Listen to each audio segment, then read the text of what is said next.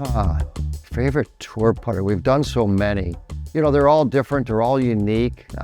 Each tour player is unique and different.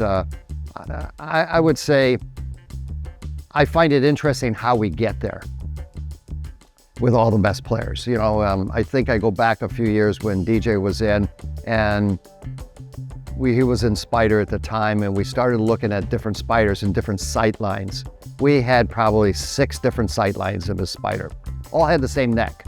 So we knew where he was lining up, but what we found was by just changing the sight line, changed exactly where he was lining up and where he returned it back to square. So I go back to DJ and we put a kind of a T-square, a T-line in the sight line.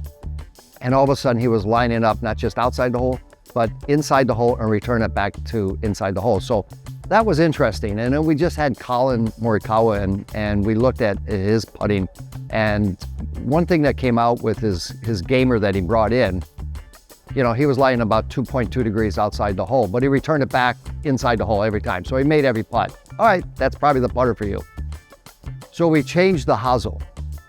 And not only did he go from about 2.2, but he all of a sudden brought it inside the cup. So let's call it 0.7, 0.6, but he returned it back to square. So he made every putt, okay?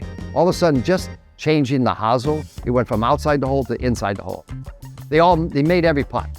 So then we changed the sight line. So then we took that hosel that he liked, which was the flow neck. He went from a long L neck to a flow neck. And then we took that flow neck and we changed the sight line from a long line in the back cavity of the blade to a dot on top. And all of a sudden he went from, let's say 0.6, lining up to like 0.4, 0.2, and he returned it back to 0. So it was amazing to watch what happens when we just change little things. Now, all those putters, he made every putt.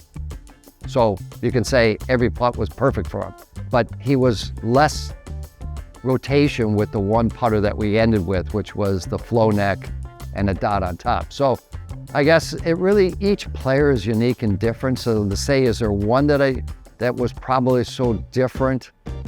They're all beautiful, they're all different. It all has to do with sight lines or hosels. I'm kind of one that kind of gets geeked out a little bit with uniqueness. And like I said, with DJ, just going back to a T-line in the back cavity, just seeing what he was able to do there. That just kind of is the first thing that I remember off my head.